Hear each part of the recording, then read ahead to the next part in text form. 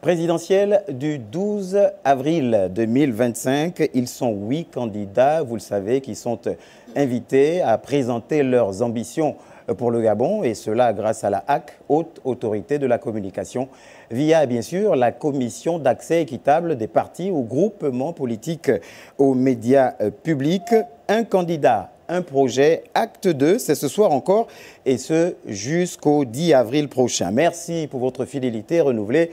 Madame, Messieurs, bonsoir chez vous. Nous sommes le vendredi 4 avril 2025 et l'histoire retiendra qu'un candidat à un projet reçoit ce soir Monsieur Alain-Claude Bilebinze. Monsieur le Président, bonsoir. Bonsoir, Monsieur Chibila. Monsieur le Président, permettez-moi tout de suite de vous présenter les journalistes qui m'accompagnent et qui vont vous poser les questions ce soir. Lariska Laure Mamengi de Gabon Première sur les questions politiques. Armstrong Agaya de Gabon 24 sur les questions économiques. Et puis Pakita Love Dilebou Mabika de Radio Gabon qui interviendra, elle, sur les questions société, culture et sport. Alors, Alain-Claude Bilebinze, vous êtes né à Makokou, au nord-est du Gabon, un 16 septembre 1967. Vous faites vos études primaires dans le chef-lieu de Logoué-Vindo avant d'être admis à l'école secondaire des cadets de police, ESCAP, à Libreville. Après l'obtention de votre baccalauréat, vous entrez donc à l'université Omar Bongo en faculté des lettres et des sciences humaines. Vous créez le premier syndicat des étudiants dénommé Syndicat des étudiants gabonais, SEG, dont vous serez le premier et le dernier président. Alors, en 2000, vous intégrez la mairie de Libreville où, en 2001, vous êtes nommé directeur de la communication. De décembre 2002 à décembre 2005, vous occupez différents postes dans des cabinets ministériels, notamment au ministère des Droits de l'Homme, puis au ministère de l'Agriculture et enfin au ministère des Transports et de l'Aviation civile. En 2006, vous faites donc votre entrée au gouvernement en qualité de ministre délégué à la communication, porte-parole du gouvernement. La même année, vous êtes élu député de la commune de Makokou et du canton de Tanglouli. En janvier 2007, vous changez de portefeuille et devenez ministre délégué au ministère des Transports et de l'Aviation civile. En mars 2012, vous êtes nommé conseiller politique du président de la République, porte-parole de la présidence de la République. Alain-Claude Bilebinze fait son retour au gouvernement le 11 septembre 2015 en qualité de ministre de la Communication, porte-parole du gouvernement. En octobre 2016, vous êtes ministre d'État, ministre de l'économie numérique, de la communication, de la culture et des arts, porte-parole du gouvernement encore. En mai 2018, vous êtes élu député du siège unique du 2e arrondissement de Makokou et du canton de Tanglouli. En juin 2019, vous êtes nommé ministre d'État, ministre des Affaires étrangères. En juillet 2020, vous êtes ministre d'État, ministre de l'Énergie et des Ressources hydrauliques. Lors du remaniement de mars 2022, vous êtes maintenu ministre d'État, ministre de l'Énergie et des Ressources hydrauliques, auquel on rajoute le porte-parole du gouvernement.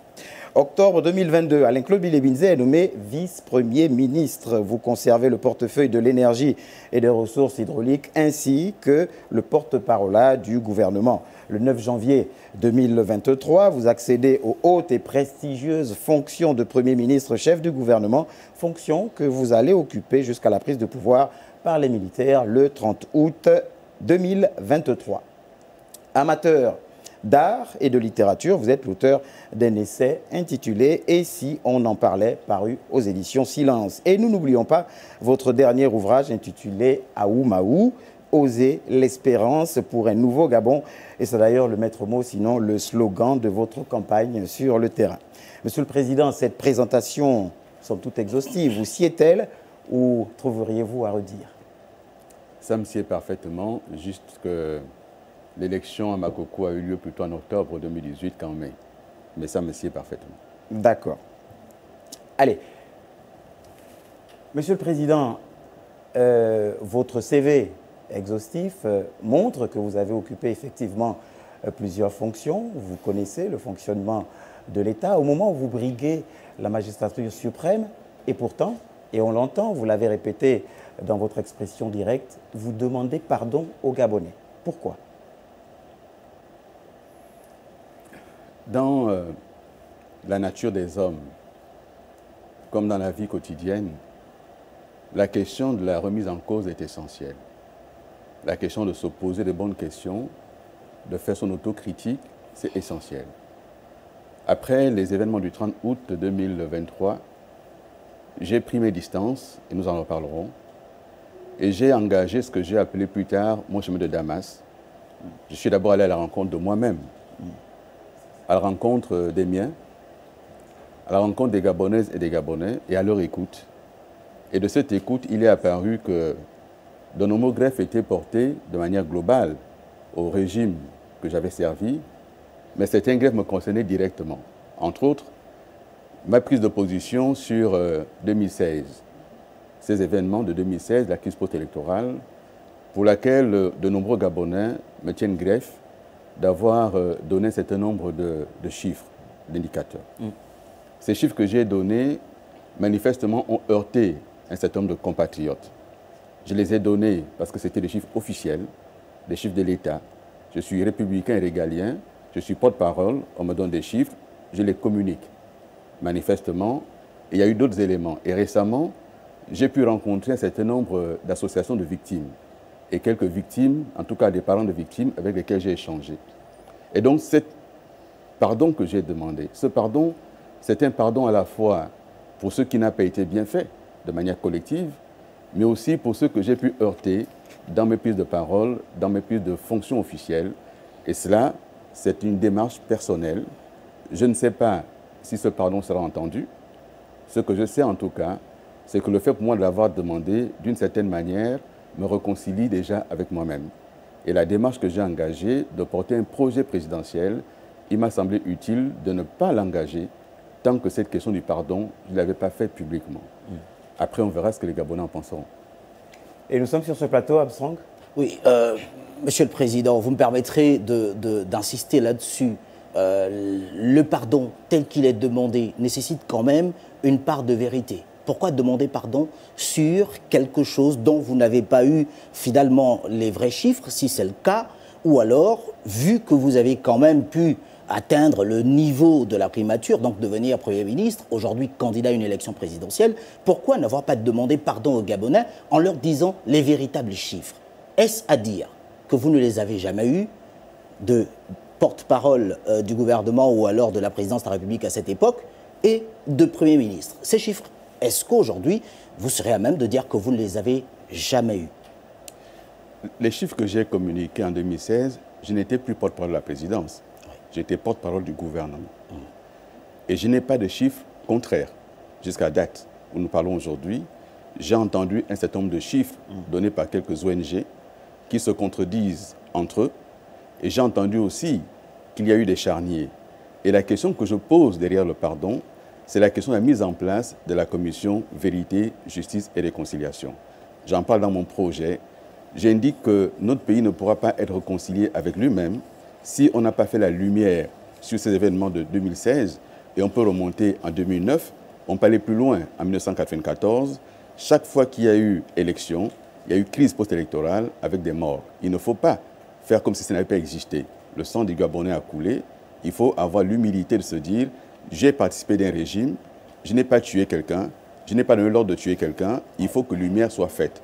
Et cette lumière-là, c'est dans le cadre de la commission Vérité, Justice et Réconciliation. Monsieur le Président, vous demandez pardon. Il y en a qui ont dit il y a eu 300 morts. Il y en a qui ont dit il y a eu des charniers.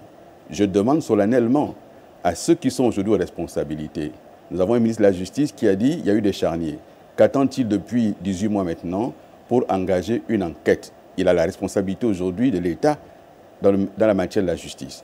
Nous avons un président d'institution qui est président du Sénat, qui était du camp de Jean Ping, qui aujourd'hui a la possibilité d'ouvrir une enquête parlementaire sur le sujet. Nous avons M. Jean Ping lui-même, qui revendique aujourd'hui la restauration de son siège, mais qui ne dit plus rien sur les morts de 2016. Aujourd'hui, on construit la cité-démocratie, on dit qu'il y a eu des charniers. Il faut pouvoir s'arrêter et se dire quelle est la vérité de cela. Monsieur le Président, vous me permettrez de rebondir. Monsieur le Président, vous me permettrez. Allez-y, rebondissez. Vous me permettrez de rebondir. Vous êtes porte-parole. L'on vous donne des chiffres à annoncer à la télévision. Au fur et à mesure de votre carrière politique, vous atteignez quand même un certain nombre de piédestals.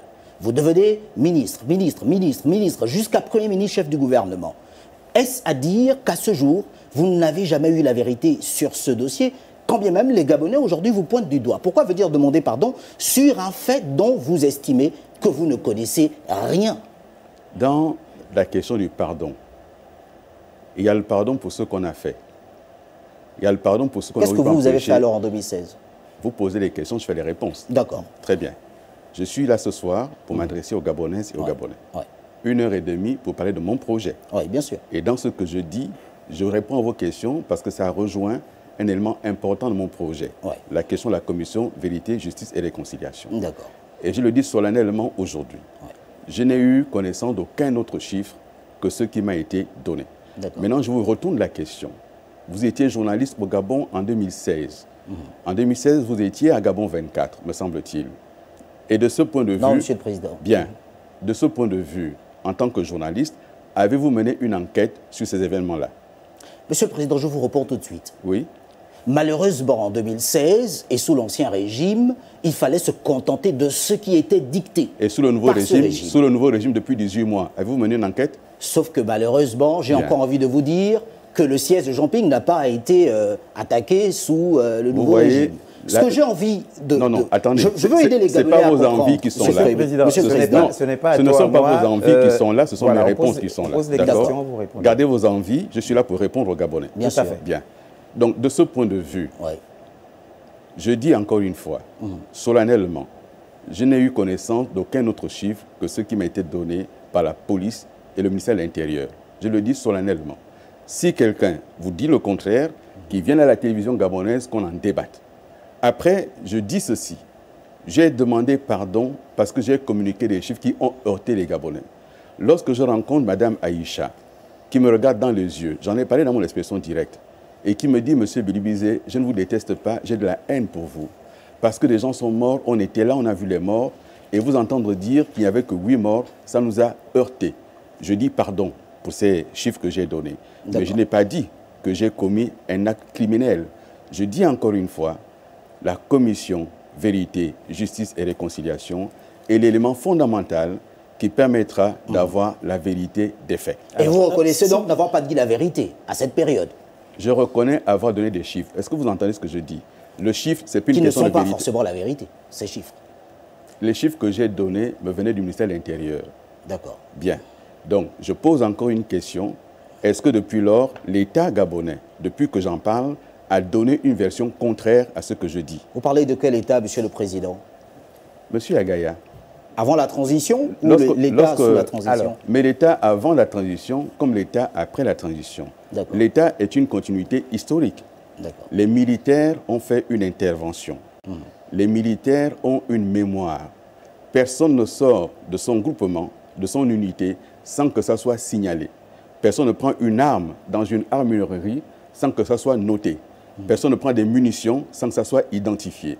Et donc, il y a une mémoire de l'armée qui est là, qui existe. Lorsqu'on voudra connaître la vérité, la mémoire de l'armée parlera, s'exprimera. Donc, il ne sert à rien, ça fait 2 ans maintenant, qu'un certain nombre de personnes, un certain nombre de médias, un certain nombre de réseaux sociaux manipulés tentent de faire passer Bilibizé comme le bouc émissaire, comme si Ali Bongo n'avait eu que Bilibizé comme collaborateur. J'aurais donc été ministre de l'Intérieur, ministre de la Défense, commandant en chef, commandant d'unité, commandant de groupement, et j'aurais moi-même fait toutes ces interventions. Cela n'est pas vrai.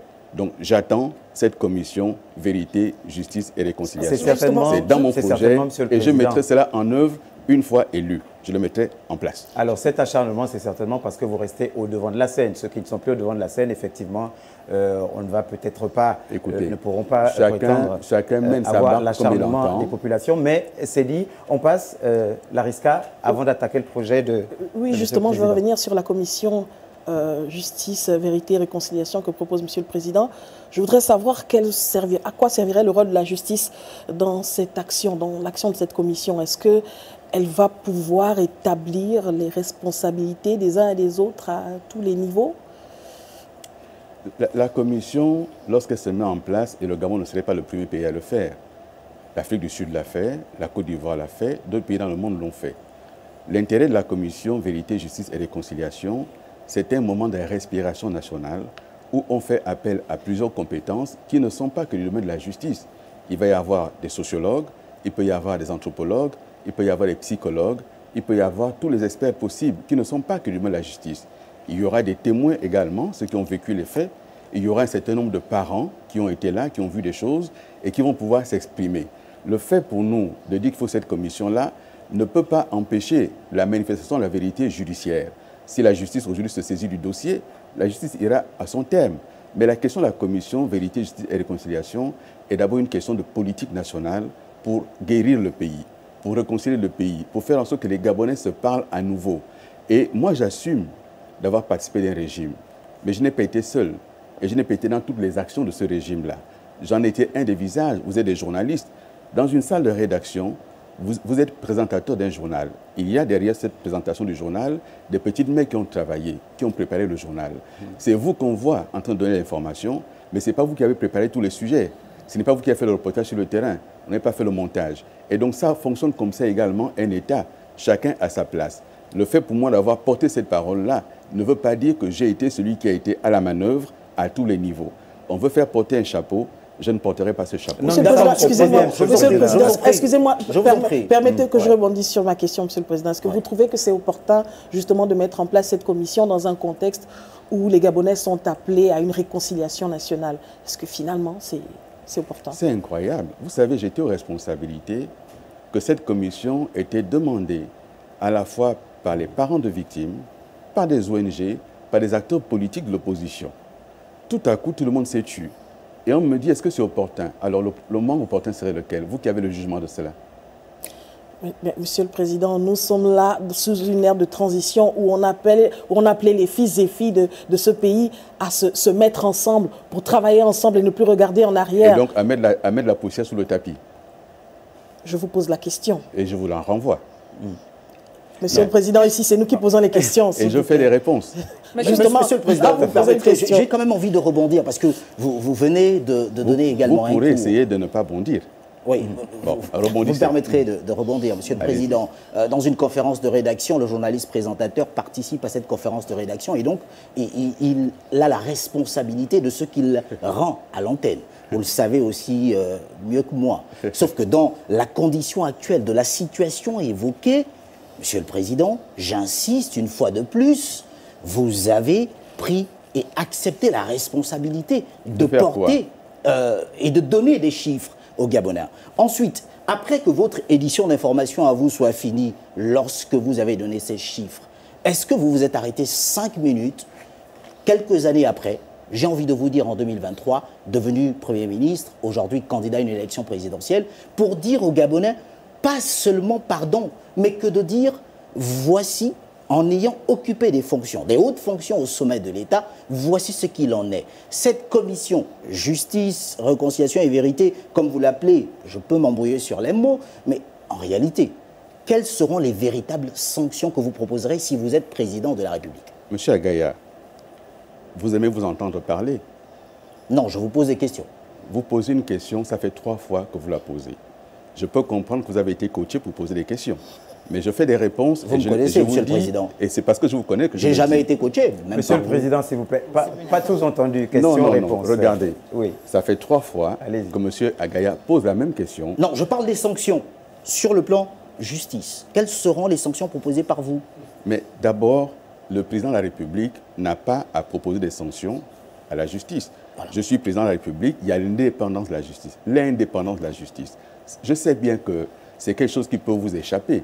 Mais l'indépendance de la justice est un principe cardinal et le président n'a pas à donner des sanctions. Ce n'est pas le rôle du président.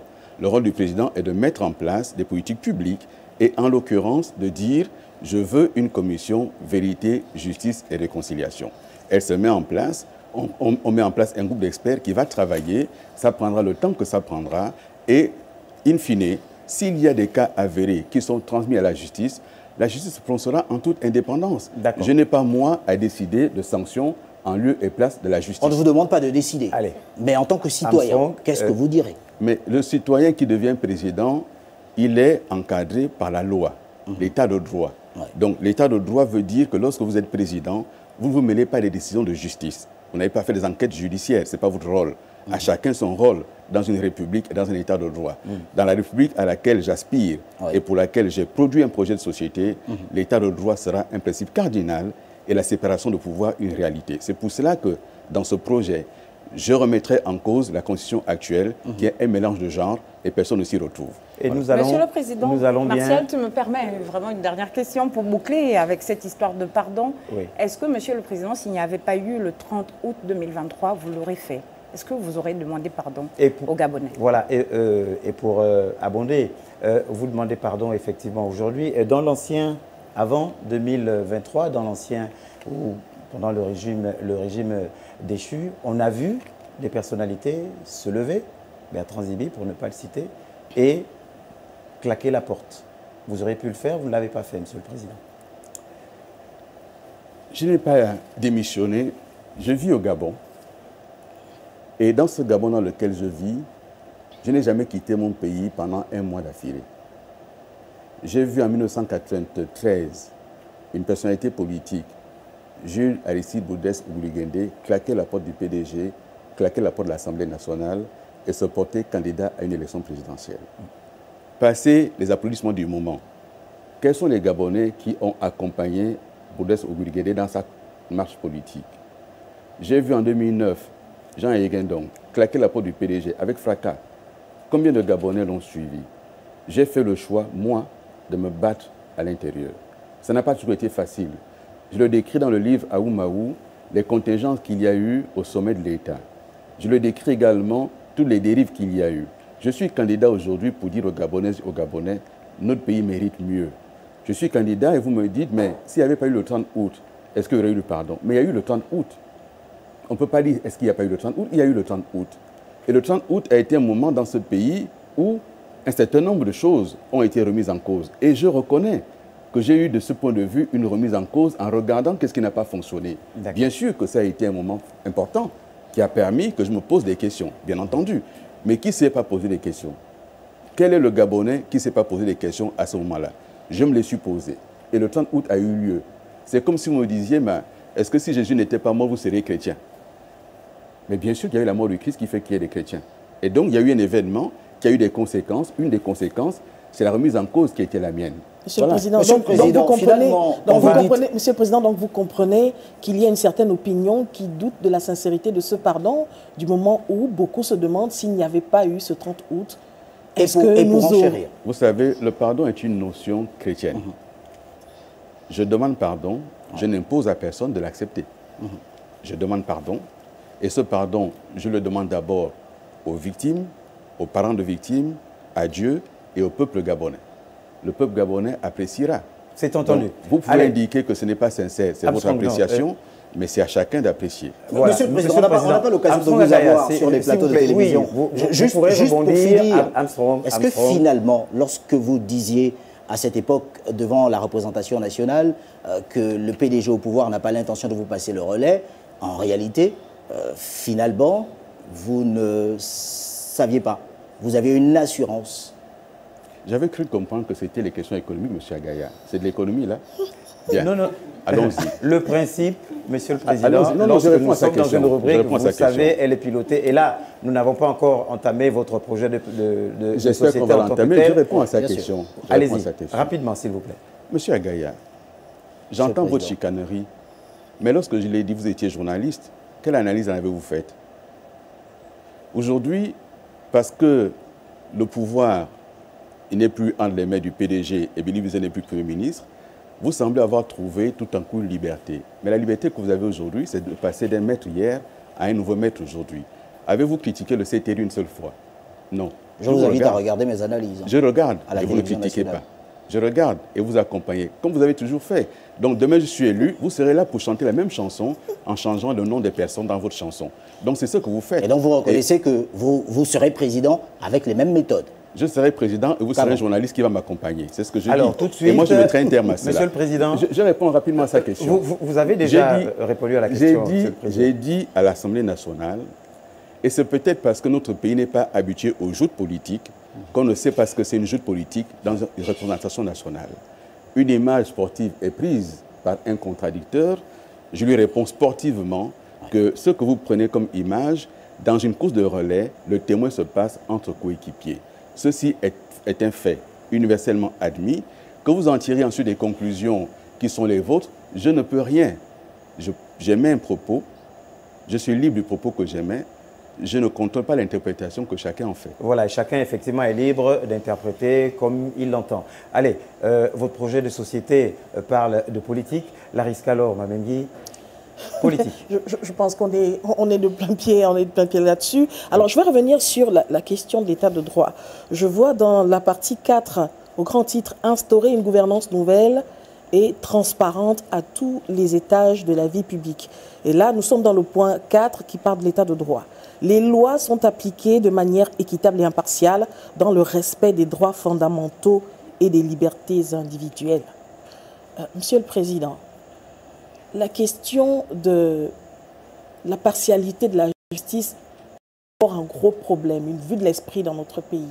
Une fois arrivé à la présidence de la République, comment vous allez faire pour que ces lois soient appliquées, pour que finalement la justice retrouve ses lettres de noblesse? Les magistrats, ce sont des Gabonais. La justice est rendue au nom du peuple gabonais. J'ai suivi d'un peu loin, ensuite d'un peu plus près, toutes les demandes des magistrats. Nous avons un pays où les magistrats se mettent en grève pour demander l'indépendance de la justice. Ça veut dire quoi? Ça veut dire que de leur point de vue, la justice n'est pas indépendante et elle ne l'est pas. Moi, président, le président de la République ne présidera pas le Conseil supérieur de la magistrature. Il sera présidé de manière à ce que ce soit les magistrats eux-mêmes qui choisissent librement qui va être celui qui va présider le Conseil de la magistrature, notamment ici au niveau de la Cour de cassation. Je serai président de la République, que je ne me mêlerai pas des décisions de justice et je n'irai pas dire que dans tel dossier, il y a tel ou tel élément. Parce que le secret de l'instruction est garanti par la loi et protégé par la loi. Donc la première chose à faire, c'est établir cette séparation nette des pouvoirs entre l'exécutif, le législatif et ici en l'occurrence le judiciaire. Première chose. La seconde chose à faire, c'est de libérer le génie des magistrats. Les magistrats rendent la justice au nom du peuple gabonais. Il faut les accompagner dans leur formation. Il faut les doter de matériel. Il faut doter les tribunaux d'éléments techniques pour les accompagner. Il faut désengorger. Ils sont submergés sous les dossiers. Il faut les accompagner. Et ensuite, la question de la loi. C'est d'abord la question de l'exemplarité. C'est d'abord la question de se dire, je suis chef, je me dois d'être un modèle. Je suis chef, si une décision de justice concerne un de mes parents, il subit la loi comme tout autre Gabonais. Il faut se le dire. Et après, ne pas avoir d'intervention intempestive pour indiquer que tel, collez-lui telle amende, un tel autre, il a droit à ceci, tel autre, libérez-le. Il faut être dans cette condition-là totalement impartial. C'est comme ça que ça se passait avant, Monsieur le Président? C'est-à-dire? Est-ce qu'il y avait réellement séparation de pouvoir dans le pouvoir des chefs? Ou alors il y avait pression, injonction? Mais c'est parce que justement ça ne se passait pas comme cela avant, que ça ne se passe pas comme cela aujourd'hui, que je propose un projet différent. Alors, vous parlez de magistrats. Est-ce qu'il n'y a de justice qu'avec les magistrats et les huissiers alors? Mais je parlais des magistrats, les huissiers sont les auxiliaires qui accompagnent. C'est comme si vous me demandiez où sont les avocats, mais c'est tout un ensemble qu'il faut prendre en compte. Les huissiers sont là, ils ont leur rôle à eux. Il n'y aurait pas de décision de justice sans le travail des huissiers, c'est un fait. Il n'y aurait pas le travail de décision de justice sans qu'il y ait les avocats également qui interviennent pour défendre leurs clients, c'est un fait. Donc c'est un ensemble de choses. Je pose la question parce que vous savez que les huissiers se sentent délaissés aujourd'hui, délaissés pour compte dans cet appareil de justice. Il y a eu par le passé un certain nombre de propositions et de projets de loi qui ont été adoptés, notamment un code particulier pour les magistrats et les huissiers ont également demandé à avoir un certain nombre de dispositifs. Notamment les sièges. Le sujet que je pose, quand je disais tout à l'heure qu'il faut accompagner, il faut des moyens, mais c'est l'ensemble, c'est-à-dire les greffiers, les magistrats et tout le personnel judiciaire. C'est l'ensemble. Mais la première chose à établir, c'est une séparation nette entre l'exécutif et le judiciaire, de manière très nette. Monsieur le Président, une séparation entre l'exécutif et le judiciaire, mais aussi une séparation entre le gouvernement et les entités sous tutelle, pourquoi pas? Nous, le rapport avec la justice. Non, vous comprenez ma question. On reste dans la politique? Mais je ne comprends pas la question. Non, nous sommes dans la politique, Monsieur le Président. Nous sommes dans l'état de droit. C'était le sujet que vous aviez évoqué. Vous avez terminé de nous donner les détails recherchés. Et là, je fais le pont, je fais la transition sur une autre question, Monsieur le Président. C'est quoi la question? Bien. Je dis que cette séparation de pouvoir entre le judiciaire et l'exécutif, pourquoi ne pas justement la calquer entre le gouvernement et les entités sous tutelle? Je prendrai un exemple pour imager. Est-ce qu'une fois président de la République, vous tolérerez qu'un ministre de la Communication puisse interférer, sinon puisse prendre le contrôle du conducteur d'un journal, dans un média d'État? Vous connaissez le ministre qui l'a fait? Je vous pose la question, monsieur. Bon, mais Monsieur le Président, je vous pose la question. Très bien. La question des entités sous tutelle, ça n'a rien à voir ici avec la question de la séparation des pouvoirs. Non, je réponds à votre question. Nous sommes bien d'accord, Monsieur le Président. Je réponds à votre question. C'est juste une phrase de transition. Le gouvernement de la République dispose de l'administration. Dans cette administration-là, il y a des entités sous tutelle qui sont organisées. Certaines ont un conseil d'administration. Il faut respecter les normes. Le conseil d'administration, c'est le conseil d'administration. La direction générale, c'est la direction générale. Le ministre assure la tutelle. Et la tutelle, ça veut dire qu'on donne l'orientation politique, on donne l'impulsion politique et les entités sous tutelle agissent. Et donc, je ne vois pas très bien la question de la séparation, c'est juste le respect de la déontologie administrative, le respect des normes de gestion de l'État, et chacun devra. Et dans mon projet, j'indique très clairement la question de la société de confiance. Ça veut dire une société dans laquelle la norme est respectée. Ça veut aussi dire la question de la bonne gouvernance qui est largement développée dans mon projet de société. Ce n'est pas chacun qui décide ce qu'il veut. Il y a la norme, il y a la loi, et on fait appliquer la norme et la loi. Monsieur le Président, excusez-moi. Je vais revenir sur mon image. Vous êtes président de la République, vous avez un gouvernement. Vous apprenez que le ministre de la Communication a quasiment fait le conducteur du 20h du Média National. Est-ce que vous allez tolérer un tel écart? Mais un ministre n'a pas fait un conducteur. Pourquoi il le ferait? Ce n'est pas son rôle. Merci, Monsieur le Président. Ce n'est pas le genre de choses que remonte à un président, ça. Vous voyez, le président préside la République. Le gouvernement gère au quotidien l'État sous l'autorité du président de la République. Dans ma conception du pouvoir, le président ne se mêle pas de tout. Dans ma conception du pouvoir, le président n'a pas à regarder ce que fait un directeur général. Il n'a même pas à l'appeler au téléphone pour dire il faut que tu payes tel fournisseur. Le président de la République préside la République et le gouvernement, avec ses différents démembrements, gère au quotidien l'État. C'était comme ça avant, Monsieur le Président? Parce que ce n'était pas comme ça avant que je suis candidat, que ce soit différent. Merci. Monsieur le Président, moi je souhaite rester sur cette question liée à la justice. Vous me permettrez de vous titiller un tout petit peu quand même. Aujourd'hui, la personne qui doit gérer le pays au soir du 12 avril prochain doit avoir une certaine moralité. Lorsqu'on parle de justice, cette justice, vous l'avez dit, elle n'a pas fonctionné. Ou alors, elle ne fonctionne même pas. Vous avez vécu des situations que tous les Gabonais ont appris sans avoir la véracité de ces informations. Pour avoir été, par exemple, comme ça a été dit, en détention, parce que je ne parlerai pas de prison, puisque je ne peux pas l'affirmer, si un jugement avait été prononcé. Au stade où on en est, pensez-vous que cette justice, à votre époque, lorsque vous avez connu cette situation, fonctionnait normalement? Qu'est-ce qu'il faut changer véritablement? Je m'étais demandé, dans la question des poubelles, qui va tirer le sort? Et je vois que c'était vous. Mais je réponds à votre question. Et laissez-moi le soin d'y répondre, une bonne fois pour toutes. Parce que vous, comme certains de vos confrères, à chaque fois, ça met à la une, Billy Biza a été en prison. Donc je vais en parler librement. C'est vous qui venez de le dire. Retenez ça une bonne fois pour toutes, je vais en parler librement. Vous savez ce qu'on appelle la Cour de cassation. C'est la plus haute juridiction en matière judiciaire. La Cour de cassation s'est prononcée et a cassé tous les jugements. Lorsque j'ai été mis en détention, je n'ai pas vu un seul juge avant la détention. Pas un seul. On m'a pris de chez moi, on m'a amené à la DGR. De la DGR, je n'ai pas vu un juge, on m'a conduit directement en détention. Ce n'est qu'étant là-bas que mon affaire a été appelée 10 jours après et que ça a été jugé. Et donc, je n'ai pas vu un seul juge. C'est pour cela que je dis, la justice doit cesser d'être instrumentalisée. Elle a été instrumentalisée et j'ai ici l'arrêt de la Cour de cassation dans cette affaire et une fois pour toutes, j'aimerais que cette affaire cesse de faire les choux gras. Si je suis candidat aujourd'hui à l'élection présidentielle, c'est qu'on a produit un casier judiciaire vierge. Ce casier judiciaire vierge veut dire qu'il n'y a pas de fait retenu contre moi par la justice de mon pays, rendu au nom du peuple gabonais. Ça, c'est l'arrêt de la Cour de cassation qui date de 2009-2010. Voici le numéro de l'arrêt de la Cour de cassation.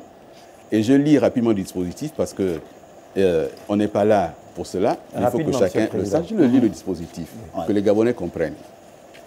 Par ces motifs, et par les motifs et sans qu'il soit nécessaire de statuer sur le premier moyen, la Cour de cassation, 1.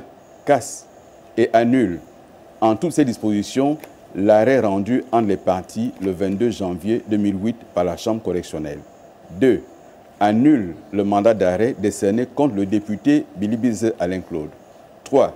Prend acte de ce que Dame Intel, je cite pas son nom, partie civile, dit avoir entièrement été dédommagée, dit n'avoir plus lieu à poursuivre ses affaires dans aucune autre cour. Est-ce qu'on peut définitivement finir avec ça? Est-ce que ce n'est finalement pas la même justice lorsque vous déclarez le bilan de 2016, par exemple, qui ne s'est pas autosaisi, parlons du parquet de la République, dont vous décriez aujourd'hui le fonctionnement de cette même justice, qui vous a permis d'avoir ce document qui vous rend blanchi de cette situation? Je dis, sur la question de l'état de droit, la justice doit être indépendante. D'accord. Sur la question que vous avez évoquée, la justice a été manipulée et utilisée. Et je dis plus jamais ça dans un état de droit. C'est ce que je dis. Je me suis battu pour aller jusqu'en cassation, pour faire reconnaître mes droits, et ce qui me permet aujourd'hui d'être candidat à l'élection présidentielle blanchi totalement. Et donc toutes ces affaires sont des affaires maintenant de médias et de presse. Et je suis étonné que sur ce plateau, alors que je parle de mon projet, qu'on me reprenne des arguments utilisés contre l'un de mes adversaires dans un meeting. Je trouve ça curieux et c'est assez bas dans l'expression de l'affaire publique. Lorsqu'on est candidat à l'élection présidentielle, on a un projet à proposer. Et moi, je suis venu vous proposer un projet et nous sommes en là, toute liberté. Parlons de justice. En toute liberté. Lariska, continuez. Et ce projet, pardonnez-moi, on va boucler la partie Monsieur Tchibinda. Et ce projet que je porte est un projet de rupture. Rupture avec précisément ce qui a mal fonctionné, dont les méthodes du passé. Rupture avec une justice aux ordres. Rupture avec une justice qui dit les décisions. Lorsqu'on l'appelle au téléphone, il faut rompre avec tout cela. Et c'est pour ça que je porte ce projet, parce que j'ai vécu l'intérieur, les dysfonctionnements de l'État. Je les ai vus.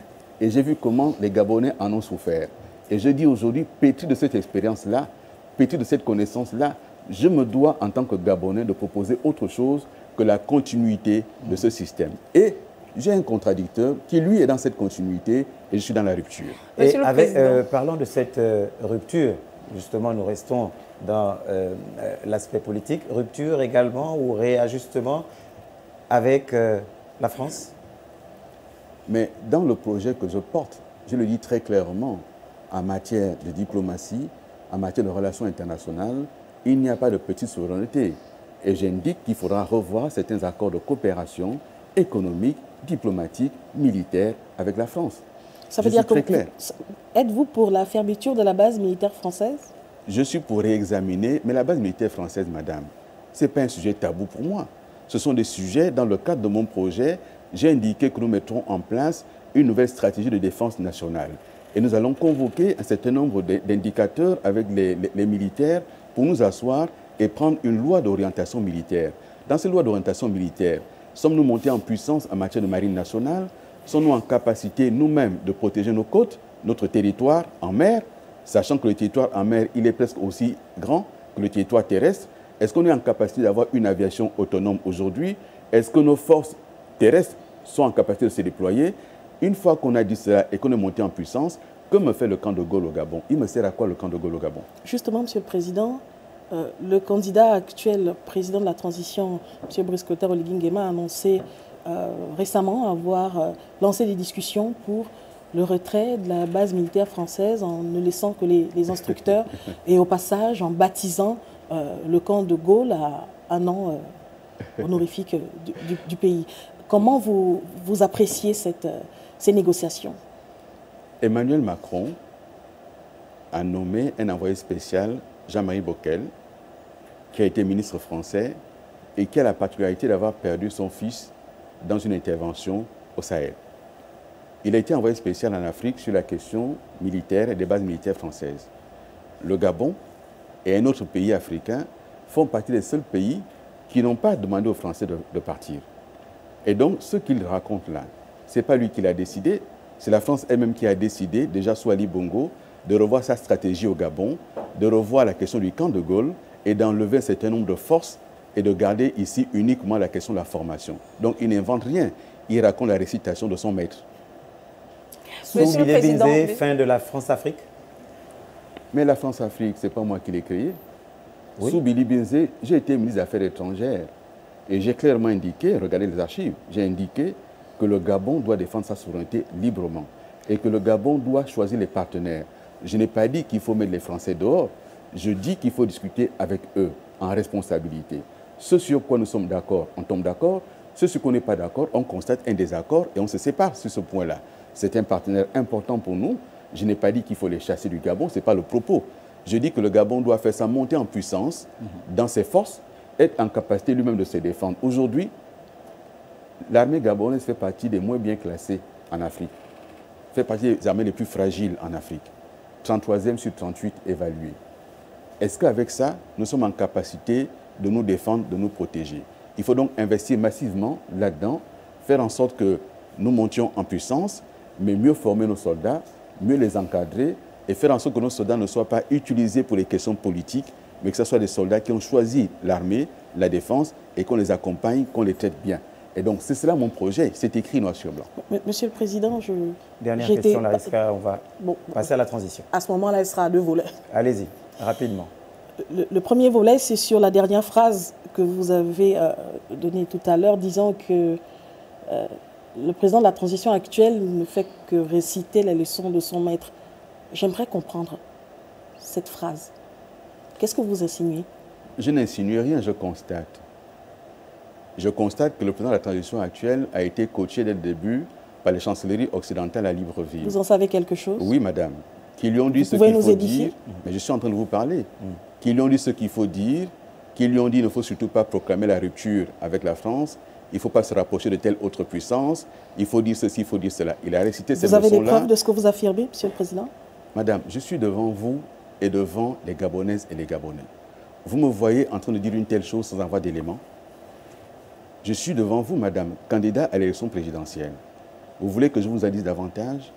Le 30 août 2023, à 14 h, l'ambassadeur de France, M. Alexis Lamec, est venu voir le général Oligui dans son bureau, lui porter un message de l'Élysée. Le 30 août 2023, à 14 h. Vous y étiez? Madame, je vous parle, et si quelqu'un peut dire le contraire de cela, les archives de l'ambassade de France sont là, les archives de la présidence sont là. Point. Allez vérifier. Alors, je vais aller sur le deuxième volet de ma question, parce que sinon, le deuxième on volet, va aller sur la recherche de preuves continuelles. Vous avez dit dans votre projet de société, là je suis sur le point 11, garantir la sécurité des personnes et des biens. Je vais paraphraser quelques lignes en disant « Le Gabon a besoin d'une immigration choisie et ne doit plus subir une immigration contrôlée ».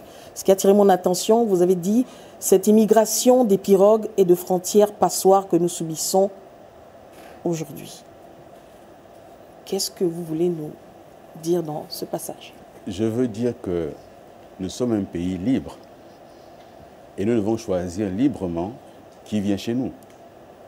Une immigration choisie, ça veut dire que nous avons des besoins dans certains domaines et il faut clairement indiquer de quel domaine il s'agit et de qui on a besoin, soit de manière temporaire, soit de manière durable, comme font d'autres pays dans le monde.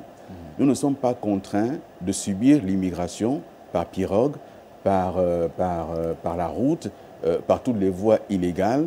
Et cette immigration qui arrive de cette façon-là, elle nous amène quoi? La drogue, entre autres. le grand banditisme, entre autres. Et cela, nous ne pouvons pas le subir. C'est un phénomène observé mondialement, Monsieur le Président. C'est pas parce que c'est mondialement observé que le Gabon... Comment comptez-vous justement faire mieux que ce qui est déjà fait un peu partout? Rien n'est fait. Qu'est-ce qui est fait? Rien n'est fait. Depuis quand, moi, quand je vais dans les Président quartiers, hier encore, j'étais dans les quartiers de Libreville, à Tarouba. Il y a une dame qui a posé la question de l'insécurité, en disant, mais qu'est-ce que vous ferez pour la question de l'insécurité? Je me promène dans les quartiers, nous étions l'autre jour à Lalango. On m'a dit qu'en plein jour, on braque. Mais la première chose à faire, c'est de se dire, nous devons nous protéger. Nous protéger face à une immigration qui envoie chez nous ce dont personne ne veut chez eux-mêmes. Et donc, de ce point de vue, j'assume parfaitement de dire que nous ferons une immigration choisie. Ça veut dire une immigration que le Gabon lui-même décide. Nous avons besoin d'enseignants, très bien. Nous avons besoin de médecins, très bien. Nous avons besoin d'ouvriers agricoles, très bien. Mais on n'a pas besoin de ceux qui arrivent ici distribuer le kobolo et autre chose. Et donc cela, nous allons mettre un terme à ceci. Mais en même temps, les filières sont importantes. Parce que là, on parle des petits. Mais tous les grands, on a eu un scandale où on a eu des officiers de police impliqués dans des questions de drogue. Où en est l'enquête? Que sont-ils devenus ces officiers de police qui ont été impliqués dans la question de la drogue au Gabon? Sous le CTRI, que sont-ils devenus?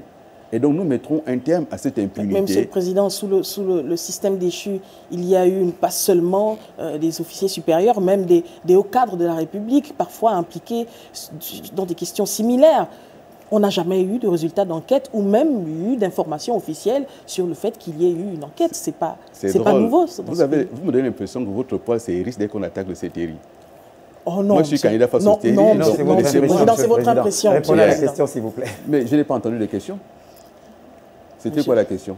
Monsieur le Président, la question est de savoir si l'enquête que vous demandez aujourd'hui pour des faits qui se sont déroulés sous le CTRI, des faits qui ne sont pas nouveaux, il y a eu les mêmes faits sous l'Ancien Régime, où sont ces enquêtes? Je ne suis pas là pour défendre l'Ancien Régime, madame.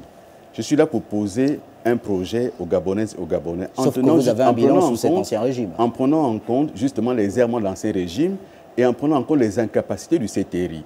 Voici un pouvoir militaire. Les casernes, aujourd'hui, sont pires qu'avant.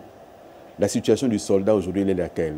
Il n'y a que les généraux qui, en haut, se satisfont, qui se partagent les prébendes de l'État. Mais le soldat de base, qu'est-ce qu'il a, lui? Le soldat de rang, il n'a rien. Il n'a strictement rien. Sa condition n'a pas changé. Ni son équipement, ni sa formation, ni son logement. Ce sont ces soldats qui vous le disent, Monsieur le Président? Mais je suis dans les villes de Libreville. Je suis à Libreville, je parle avec des Gabonaises et des Gabonais. D'accord. Parmi lesquels des soldats et des officiers qui font ces constats-là. D'accord. Alors, Monsieur le Président, une petite transition. Et on va parler politique. On n'a pas encore Élection présidentielle du 12 avril 2025. La Haute Autorité de la Communication vous propose, mercredi 21h30, le débat de la présidentielle. Du jeudi 3 au 10 avril à 21h30, un candidat, un projet. Ordre de passage. 3 avril, Channing Zenaba Nyinga. 4 avril, Alain-Claude Bilibinze. 5 avril, Thierry Yvon Goma. 6 avril, Alain Simplice Bungwere. 7 avril, Axel Stoffen Ibinga Ibinga. 8 avril, Brice Clotaire Oligingema. 9 avril, Joseph Lapensée Essingone. 10 avril, Stéphane Germain Iloko Boussengi. Et le 12 avril, la grande nuit électorale. L'élection présidentielle du 12 avril 2025 en direct sur tous les médias publics.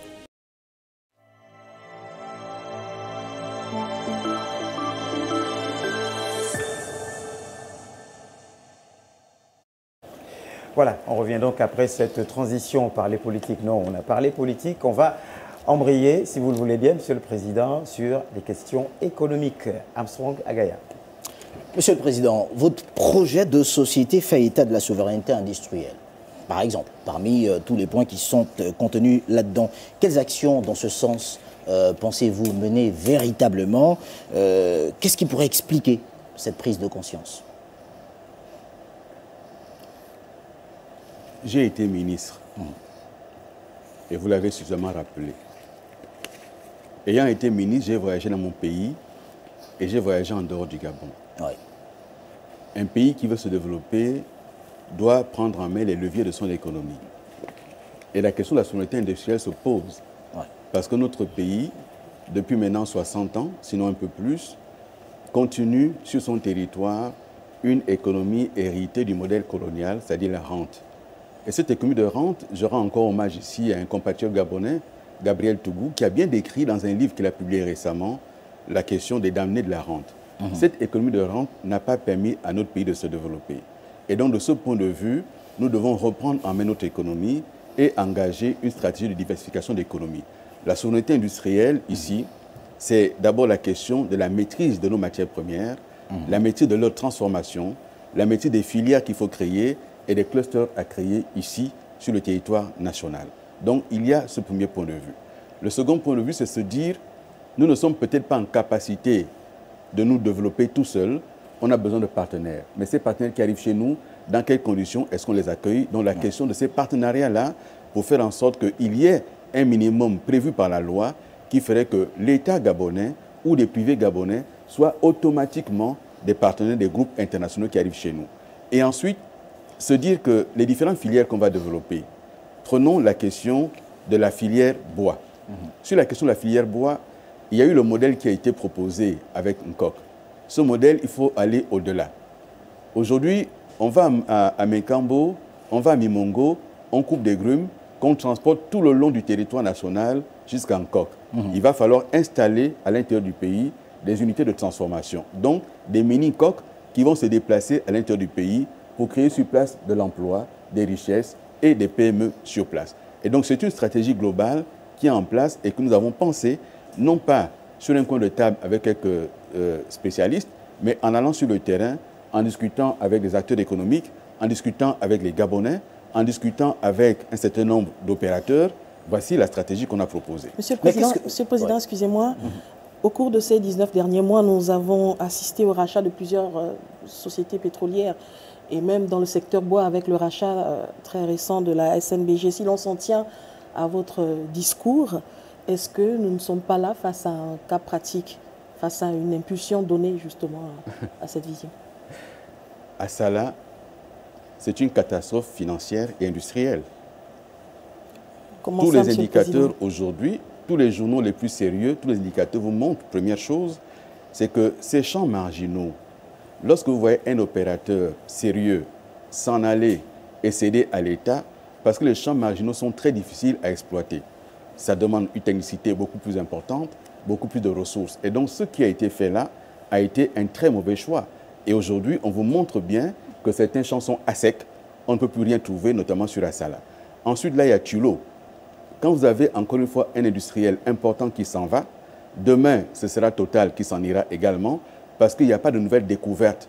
Et donc, en réalité, on rétrocède à l'État ce qu'un industriel privé n'arrive plus à exploiter parce que ce n'est plus rentable. Est-ce qu'il s'agit réellement d'une rétrocession, Monsieur le Président? Mais, Madame, premièrement, le code du pétrole qui a été élaboré et dont les textes d'application ont indiqué par des décrets que l'État gabonais se porte acquéreur en forme de préemption une fois qu'un opérateur s'en va, c'est dans les textes qui ont été pris sous Ali Bongo.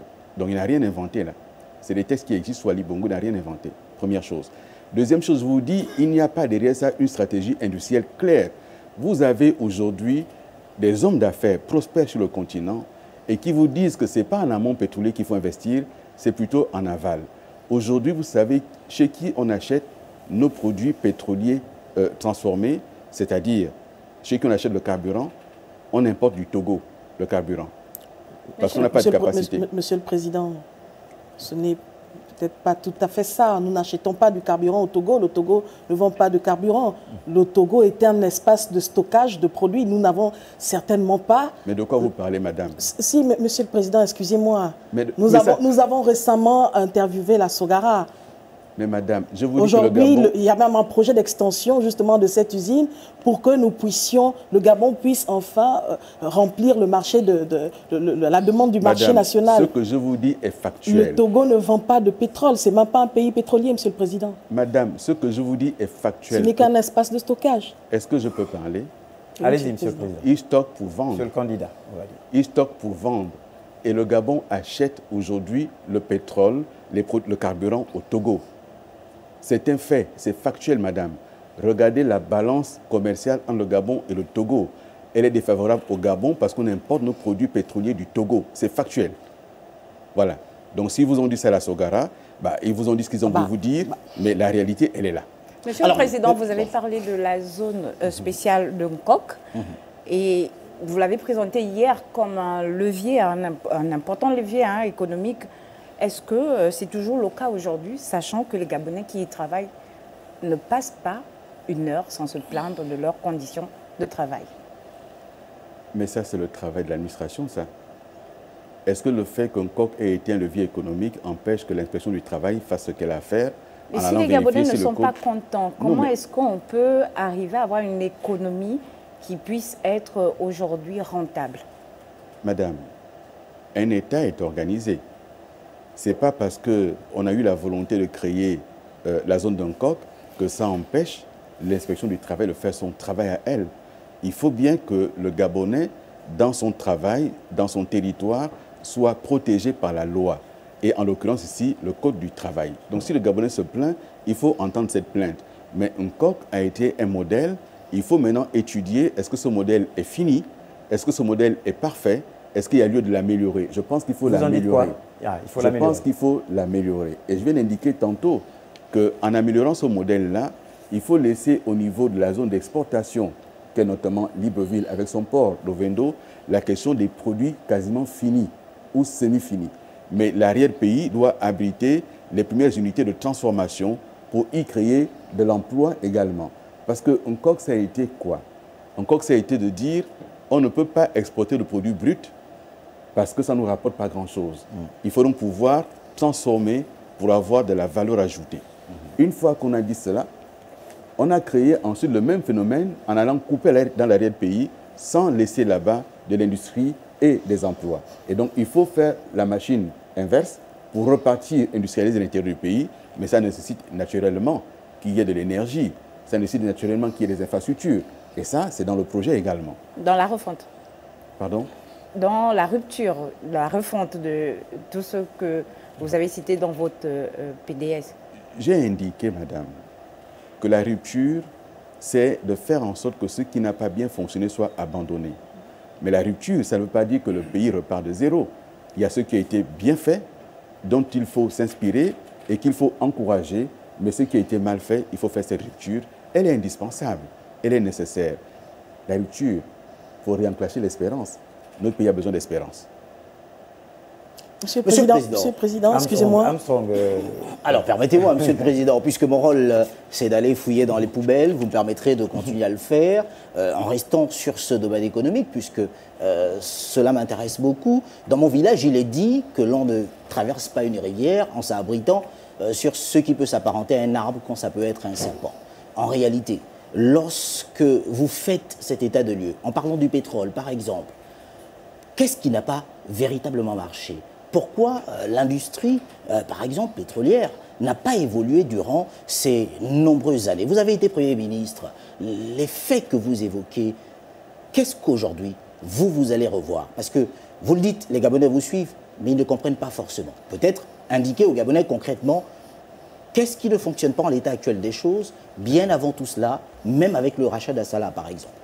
Vous savez, M. Agaya, moi, je ne vous suivrai pas dans votre propos de dire que les Gabonais ne comprennent pas. Je trouve que c'est fort de café. Les Gabonais sont assez mûrs, ils sont matures, ils savent ce qu'on leur dit et ils comprennent parfaitement ce qui est fait. Monsieur le candidat, on parle quand même de questions économiques. Tout le monde n'a pas forcément accès à certains codes. C'est pour ça que j'ai envie de vous dire que ma grand-mère, Amoulengi Binza, ne comprend pas forcément ce que vous dites de la façon dont Mais quand je vous aurai expliqué, est-ce qu'elle aura compris davantage? En français facile, monsieur le candidat. Donc, ce qui n'a pas fonctionné, et je l'ai indiqué tantôt, c'est que nous nous sommes comportés en poursuivant la stratégie coloniale du pays. Le colon venait, il prenait ses matières premières et il partait. Et le pays, dans les premières années d'indépendance, a poursuivi cela. Je le décris dans le livre Aoumaou. Et Gabriel Tougou en parle également. Et je dis aujourd'hui qu'il faut en finir avec cette économie de rente et il faut aller sur la transformation de l'économie, il faut aller sur la diversification de l'économie pour ouvrir de nouvelles filières. Et l'industrialisation? Mais bien sûr. Également. Mais bien sûr. Et ouvrir de nouvelles filières. Dans ces nouvelles filières dont je parle dans mon projet de société, prenons deux éléments. L'agriculture. On prend l'agriculture, on ne peut pas aujourd'hui développer l'agriculture parce qu'il manque un certain nombre d'éléments concrets. Un, la formation. Il n'y a aujourd'hui dans notre pays aucun lycée agricole fonctionnel. On ne pourra pas avoir d'agriculteurs qui ne sont pas formés. On ne va pas nourrir le pays en cultivant comme nos grands-parents. Il faut donc aujourd'hui des lycées agricoles pour la formation. Deuxième élément, il faut amener l'industrialisation de cette filière-là en amenant la machinerie agricole. Mais ça veut aussi dire que derrière cela, il faut des financements. Il faut donc asseoir des financements derrière cela. Et la technicité, avec du matériel végétal importé notamment, et amélioré. Ça veut dire que c'est des filières qu'il faut aujourd'hui examiner et ouvrir et lancer. C'est potentiellement générateur d'emplois, mais derrière la question de l'emploi, c'est aussi la question de la souveraineté. Nous sommes extrêmement dépendants des importations pour ce qui est des produits alimentaires. Il faut donc financer l'agriculture en ponctionnant une part sur les importations pour pouvoir financer l'agriculture nationale. Et donc, c'est une filière importante. Deuxième élément, la pêche. Nous avons, on nous dit 800 km de côte, en fait 1000 km de côte de long en large.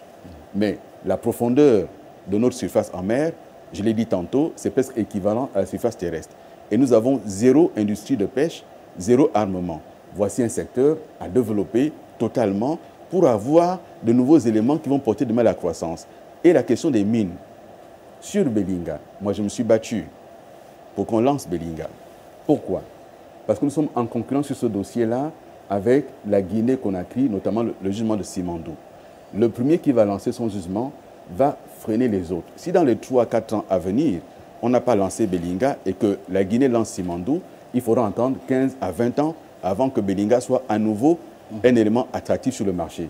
Et donc, voici des éléments concrets. Et l'après-pétrole, c'est déjà là. Nous n'avons plus aujourd'hui de nouvelles découvertes et le pétrole, il nous reste 10 à 15 ans d'exploitation maximum. Ça veut dire que si on continue comme cela, à ne pas diversifier l'économie, on va se retrouver dans le mur. Et quand on dit 10 ans pour un État, c'est demain. Voilà, voici la réalité. Sauf que ça semble un peu utopique sur le court, le moyen et le long terme. Si vous êtes élu au soir du 12 avril 2025, quelle est la marge de temps que vous vous donnez pour arriver justement à ce niveau-là? Non, si vous permettez, ce n'est pas parce qu'on n'avait pas compris un sujet que vous le qualifiez d'utopie. Ce dont je parlais est sérieux. De 2009 à 2023, ce sont les mêmes projets que les Gabonais ont entendus. Monsieur le Président, donc en réalité, dans le même ordre d'idée, nous avons eu un projet assez ambitieux, salué d'ailleurs, le projet Graines, qui a pompé énormément de sous. Et nous savons tous que ça n'a accouché d'une souris. Qu'est-ce qui n'a pas marché dans le temps? Mais parce que nous le savons que ça a mal fonctionné, c'est pour ça que je propose un projet différent. Qu'est-ce qui n'a pas fonctionné, Monsieur le Président? Vous avez peut-être, vous, la possibilité de repartir corriger votre passé. Faites-le. Moi, j'ai un passé que j'assume. Je m'appelle Billy Biz. Je suis une panthère et j'ai mes tâches. J'assume mes tâches. Donc, j'ai été dans un pouvoir, j'assume ce qui a été bien fait, j'assume aussi les erreurs de ce pouvoir-là. Et je m'en inspire pour corriger. Et ce qui n'a pas fonctionné dans le programme Graines, c'est quoi? On n'invente pas un agriculteur du jour au lendemain. On ne dit pas à quelqu'un, voilà, vous êtes une coopérative, installez-vous là, sans formation, sans encadrement, sans financement. On est venu avec des pelles mécaniques, on a des souchets, des forêts entières, on a enlevé tout le muscle qui pouvait produire facilement en matière agricole, et on a fait quoi ensuite? Pourtant, et donc, ça a été des erreurs. Et nous inspirant de ces erreurs-là, nous voulons construire un passé, un futur différent. Vous me posez des questions sur le programme Graines. J'ai été membre du gouvernement. Mais il ne vous a pas échappé que j'ai payé mes agricultures. Ça ne vous a pas échappé quand même. Il nous reste 5 minutes. Non, Monsieur le Président, je vous dis... Et donc, mon projet... C'est un projet qui a été porté par tout le gouvernement, qui a été porté par tout l'exécutif. Et c'est pour ça que je dis, moi aujourd'hui... Ça n'a rien à voir avec le fait que vous n'avez pas été... Moi aujourd'hui, m'inspirant de ces erreurs-là, je construis un projet nouveau en m'inspirant des erreurs du passé. C'est ça aussi l'expérience. Nous avons mal fait hier, j'ai maintenant un projet pour demain, parce qu'on s'inspire aussi que ça a mal fonctionné. Et quel serait ce projet concrètement concernant l'agriculture, justement, puisqu'on en est... Mais je viens de le dire, il y a la question des zones agricoles.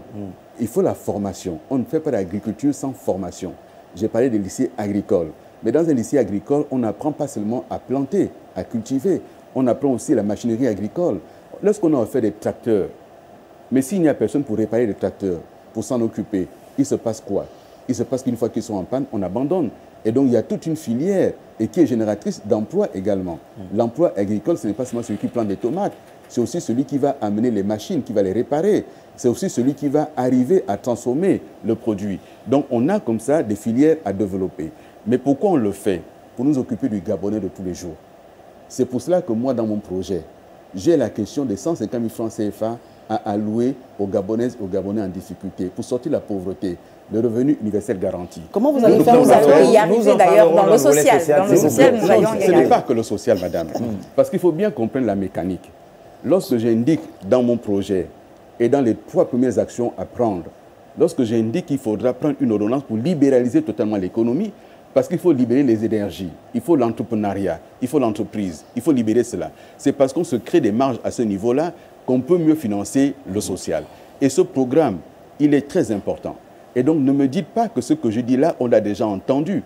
On l'a entendu, mais parce que les choses n'ont pas été bien faites, que l'ayant entendu, je propose différent. D'accord, les choses n'ont pas été bien faites et vous l'assumez. Vous proposez également un plan quinquennal de réforme budgétaire et économique. Quelle raison explique finalement cette mesure que vous comptez initier? Comment s'articulerait ce plan? Si vous mettez sur ce plateau 3-4 techniciens du ministère du Budget, ils ne vous sortiront pas les mêmes chiffres. Chacun sortira son chiffre à lui. Et donc sur cette question du budget, le sujet, il est simple. Quelles sont les recettes exactes de l'État? Quels sont les besoins exacts de fonctionnement de l'État? Une fois qu'on a cela, ça veut dire qu'on ajuste déjà notre fonctionnement à nos capacités. Aujourd'hui, il se passe quoi? Il se produit que depuis plusieurs années, et ça continue, on fait des emprunts d'équilibre. Ça veut dire qu'on va emprunter de l'argent pour financer le fonctionnement. Et c'est cela, la mauvaise dette. Et il faut donc regarder là-dedans. Et j'ai indiqué que ce plan quinquennal, première chose à faire, c'est de nous asseoir avec nos partenaires au développement, notamment les partenaires financiers, pour examiner cette dette-là, regarder ce qu'il y a dedans exactement. Donc vous allez notamment privilégier les emprunts, c'est ça, auprès des institutions de Bretton Woods, par exemple, le FMI, la Banque mondiale. Je dis qu'il faut déjà voir quelles sont nos ressources exactement, quelles sont nos marges. Et nous avons une dette qui existe, il faut regarder comment on traite ces questions de la dette. Au détriment des banques commerciales peut-être? Mais les banques commerciales ne sont pas faites pour financer le développement. C'est là que nous nous sommes trompés. En allant emprunter auprès de banques commerciales à des taux d'intérêt élevés et sur quasiment du très court terme. Mais ces banques commerciales ont souvent soutenu le pays, monsieur le candidat. Et ça a permis, malheureusement, ça a entraîné un surendettement. Parce que les taux sont trop élevés et que les comptes de remboursement sont quasiment immédiates. Monsieur le Président, s'il vous plaît, 7 000 milliards. C'est sa rubrique. 7 000 milliards de francs CFA, environ.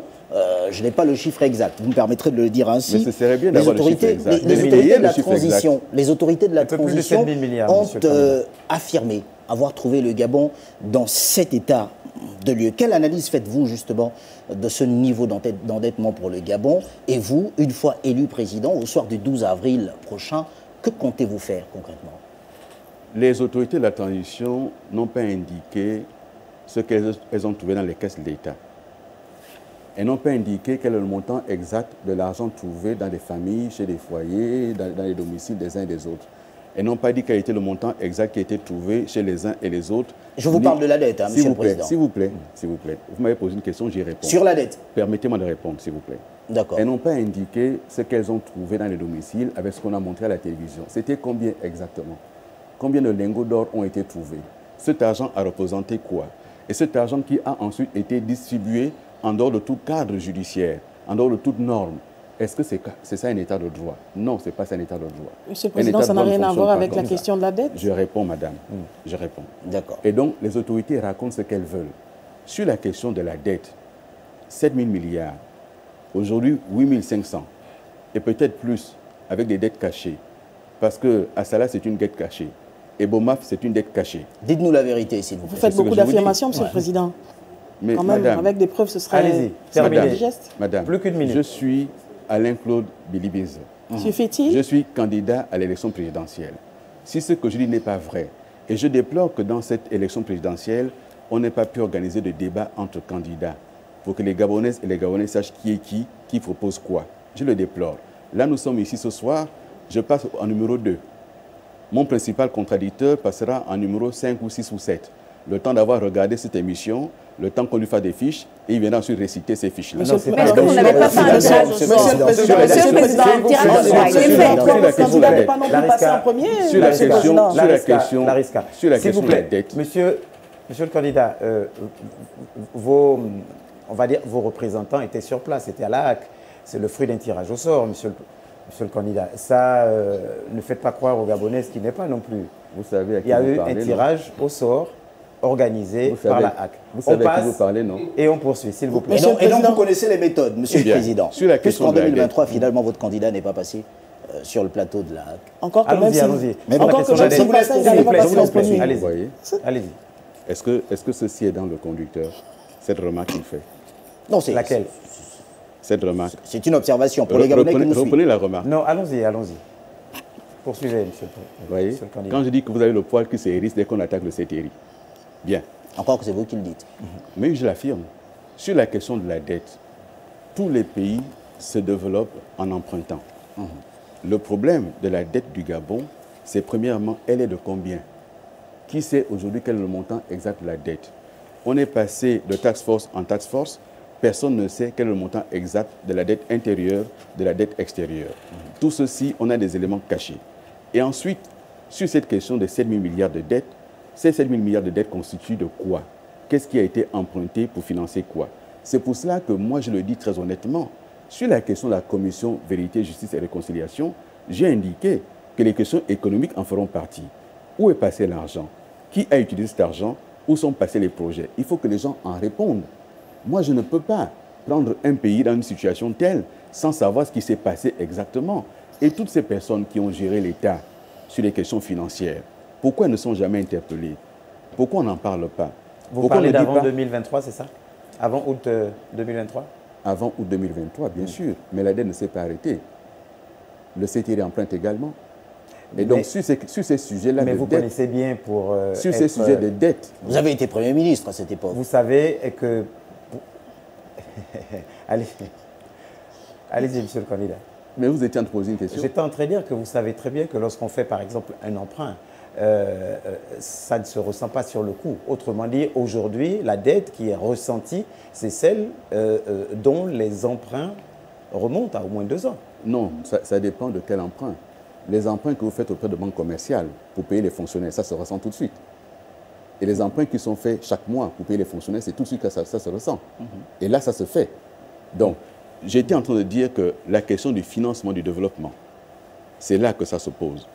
Lorsqu'on emprunte pour financer le fonctionnement, c'est là qu'on a des problèmes. Il faut emprunter pour financer le développement. Ça veut dire quoi? Lorsqu'on a emprunté pour faire des infrastructures, les infrastructures vont pouvoir tirer l'économie, générer de l'emploi, créer de la richesse. Mais lorsqu'on a emprunté pour construire une route et que la route n'est pas là, pourquoi est-ce qu'on ne pose pas la question de mais cet argent qui a été emprunté et la route n'est pas faite, où sont les responsabilités? Et moi, dans mon projet sur la question de la justice et de la fin de la corruption et de l'impunité, il y a tous ces éléments-là. Donc, lorsqu'on parle de cette dette, il faut savoir que la dette au Gabon, il y a la vraie dette qui est portée par l'État gabonais. Il y a d'autres types de dettes qui participent des détournements massifs de finances publiques, à la fois par des entreprises et aussi par des complicités. Mais rendez-vous compte que depuis qu'on parle des détournements dans ce pays et de corruption, combien de comptables publics ont été interpellés?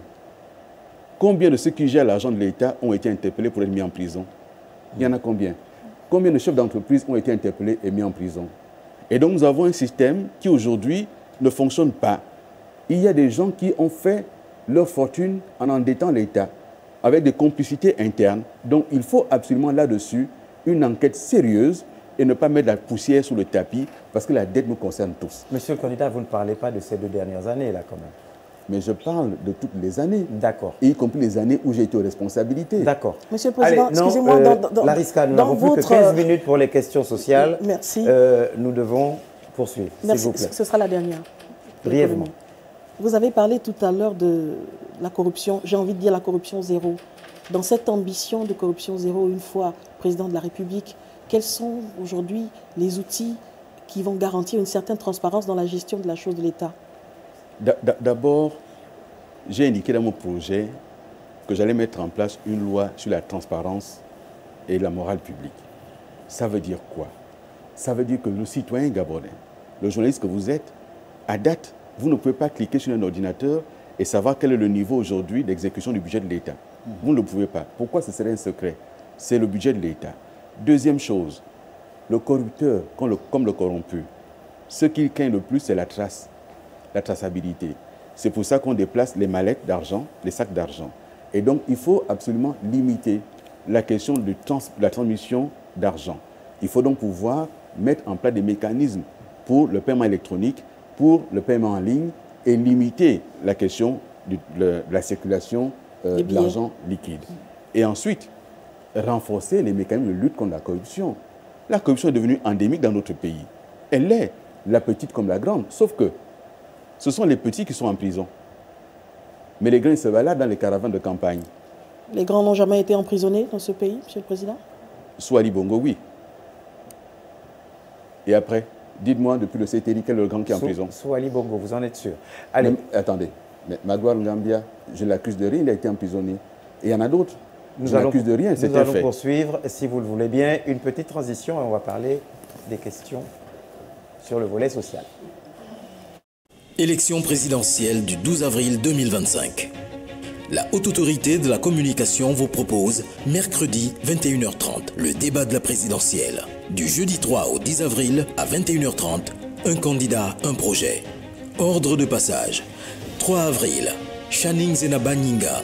4 avril, Alain-Claude Bilibinze. 5 avril, Thierry Yvon Goma. 6 avril, Alain Simplice Bungwere. 7 avril, Axel Stoffen Ibinga. 8 avril, Brice Clotaire Oligingema. 9 avril, Joseph Lapensé Essingone. 10 avril, Stéphane Germain Iloko Boussengi. Et le 12 avril, la grande nuit électorale.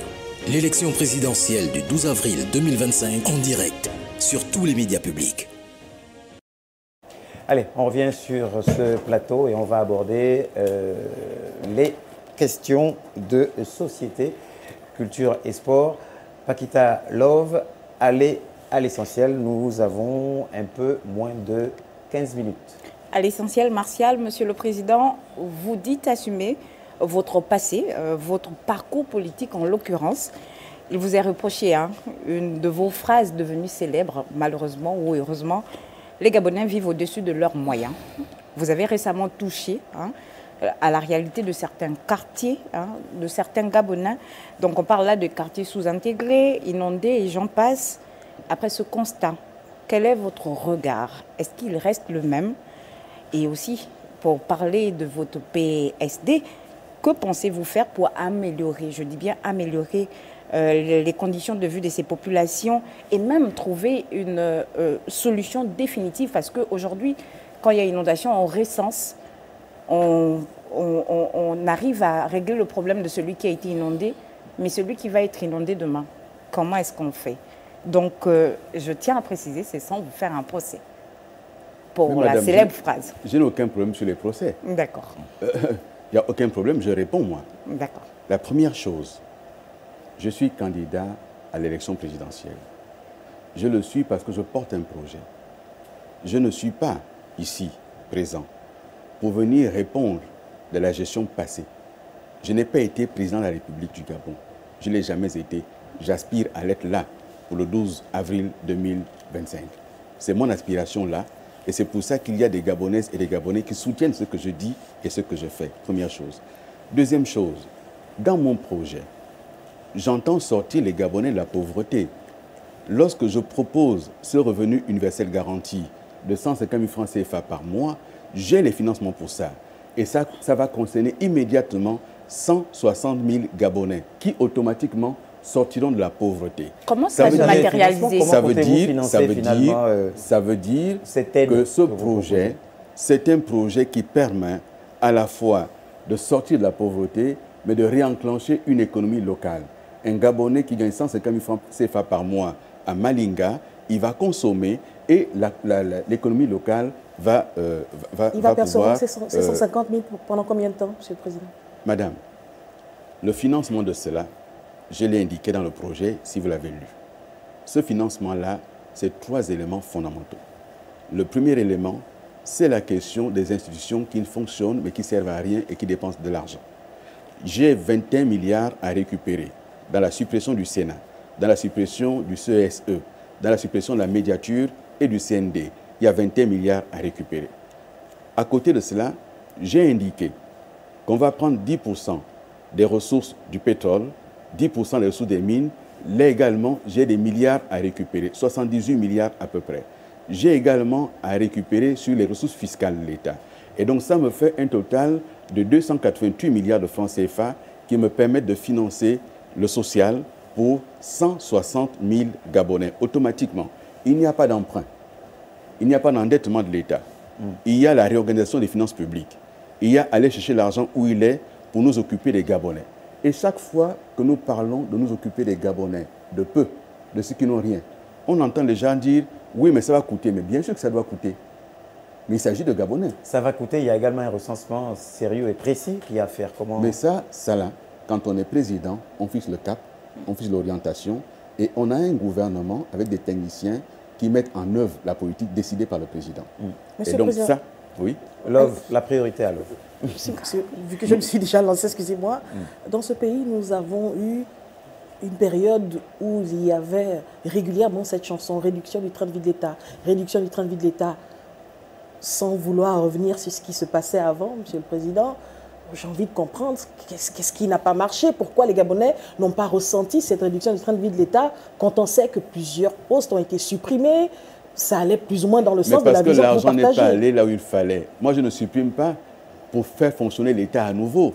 Je supprime pour envoyer l'argent là où les Gabonais en ont besoin, sur le terrain, dans leur quotidien. Et je vous le dis, madame, les yeux dans les yeux, cet argent existe. Et le Gabonais qui en a besoin existe. Nous sommes là pour apporter des solutions à nos compatriotes. La politique ne sert à rien si on ne peut pas aider ses compatriotes. Et c'est à l'État de le faire. Et je le dis très clairement, ces ressources existent. J'ai des chiffres, j'ai mes dossiers. Et là, on peut en débattre. Je vous dis, voici la loi de finances 2025. On va prendre ici, on va prendre là, on va prendre là pour financer ce projet. Et ce projet, pour le financer, il y a la caisse de solidarité qu'on met en place. Il y a le fonds souverain qu'on met en place pour gérer cet argent et faire en sorte que ça ne soit pas un épiphénomène et faire en sorte que ce soit durable. Mais la mécanique, elle sera en place, vérifiée par le gouvernement et les techniciens pour faire en sorte que celui qui est sorti de la pauvreté ne continue pas à en bénéficier. Et donc ce programme, il existe. 160 000 Gabonais, dès mon élection, sortiront de la pauvreté. Paquita. Monsieur le Président, sur la tu vas me permettre. des Gabonais qui vivent au-dessus de leurs moyens. Oui. Première chose, madame, je n'ai pas prononcé cette phrase de cette façon-là. Oui, c'est vrai, on vous a prêté beaucoup d'intentions. Aujourd'hui, vous êtes là, dites-nous tout. Je ne l'ai pas prononcé de cette façon-là. Il faut que les gens retiennent que j'ai été le Premier ministre qui, lors de sa déclaration de politique générale, a placé la question de la lutte contre la vie chère en axe numéro 1 de son action. Derrière cela, souvenez-vous qu'il y a eu un ministre d'État chargé de la lutte contre la vie chère. Nous avons organisé les assises provinciales contre la vie chère, les assises nationales contre la vie chère. Et je me suis rendu aux assises nationales, aux ateliers. Et dans mon discours de clôture, nous avons décidé de mettre en place une nouvelle mercuriale des prix. Les témoins sont là, ils existent. Le directeur général à l'époque de la concurrence s'appelait M. Luther Abouna, avec lequel nous avons travaillé avec son ministre de tutelle, ministre de l'économie, pour mettre en place une mercuriale des prix. Cette mercuriale des prix a fonctionné. Et lors du discours de la clôture des assises, j'ai prononcé une phrase en disant, à côté de la réalité de la vie chère, pour laquelle le gouvernement prend des mesures, il faut aussi interroger nos fonctionnements et nos modes de consommation. Car lorsqu'on gagne 300 000 francs CFA par mois et qu'on achète un smartphone à 1,5 million, on vit au-dessus de ses moyens. Je l'ai dit hier, je le redis aujourd'hui. C'est une réalité. Il faut pouvoir dire ce que fait l'État. Et moi, président, l'État va continuer à soutenir. Mais la question du blocage des prix, ce n'est pas la bonne solution. Il nous reste 5 minutes. C'est une solution de court terme. Il y a d'autres aspects. Le vrai sujet, c'est comment on fait pour améliorer les services publics. Parce que lorsqu'on a une école de qualité, eh ben, c'est le panier de la ménagère qui s'en trouve allégé. Lorsqu'on a un hôpital de qualité, c'est le pouvoir d'achat qui s'en trouve allégé. Lorsqu'on a des transports de qualité public, c'est le pouvoir d'achat qui s'en trouve allégé. Et donc, il faut améliorer tout un système. Le blocage des prix n'est qu'un élément ponctuel. On ne peut pas fonctionner sur un blocage des prix, ce n'est pas possible. Nous sommes en économie libérale. Et donc, oui, j'ai prononcé cette phrase, mais je n'ai pas dit que tous les Gabonais vivaient au-dessus de leurs moyens. j'ai indiqué qu'il faut soutenir les Gabonais dans leur consommation quotidienne. Et quand je vais sur le terrain, que me disent les ménages? Ils me disent, depuis 2 ans, le kilo de sucre est passé de 900 francs à 1200 francs. C'est ce qu'on me dit sur le terrain. On me dit que le kilo de riz est passé lui aussi de 800 francs à 1200 francs. C'est ce qu'on me dit sur le terrain. Et donc ces éléments de terrain m'amènent aujourd'hui à constater que l'urgence sociale, c'est de sortir 160 000 Gabonais de la pauvreté dès mon élection. Monsieur le Président, parlons sécurité sanitaire. Parlons sécurité sanitaire. Aujourd'hui, dans votre PSD, qu'est-ce qui est prévu pour la sécurité sanitaire, sachant, pour parler seulement de la CNAM-GS qui déçoit beaucoup de Gabonais aujourd'hui? Il faudra réformer la CNAM-GS. D'abord, dans ce programme-là, j'ai indiqué qu'en matière de santé, il faut mettre un accent sur la prévention. Il faut ensuite la médecine de proximité. Ça veut dire les dispensaires de quartier, mais aussi les hôpitaux d'arrondissement. Avant la question des CHU. Nous avons tout inversé, tout va au CHU. On a mal à la tête, on va au CHU. Il faut que certaines pathologies soient traitées en proximité dans les dispensaires et les hôpitaux d'arrondissement.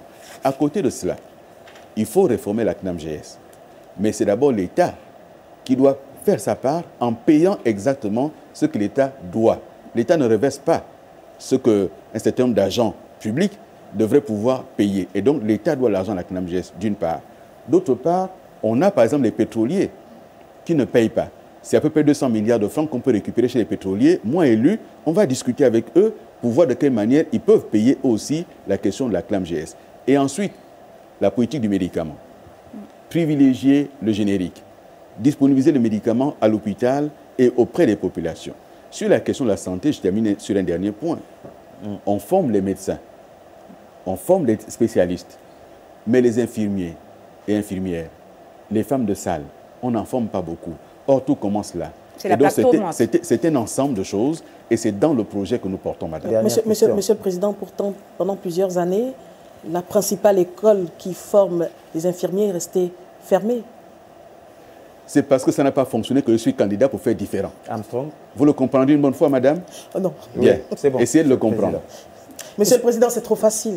Non, ce n'est pas trop facile. C'est trop facile de dire, non, madame, vous faites un jugement de valeur. Vous faites un jugement de valeur. Ça fait plusieurs années que cette école est restée fermée, alors que vous étiez aux manettes à ce moment-là. C'est bien de dire aujourd'hui que c'est parce que c'était mauvais avant que je propose autre chose. Madame, mais c'était mauvais pourquoi? Comment on a pu laisser la seule école qui forme les infirmiers fermée pendant 3 ans? Vous avez bien quelque chose à nous dire.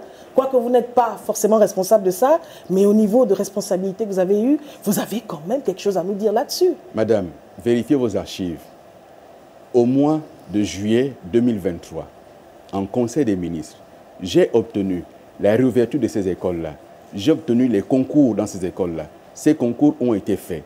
Je me suis rendu à Mouila avec le ministre de la Santé, vérifier la réflexion de l'école de Mouila par la BAD. Je me suis rendu à Makokou avec le ministre de la Santé pour annoncer la réhabilitation de l'école de santé de Makokou. J'ai été sur place. Et il y a eu le 30 août, madame.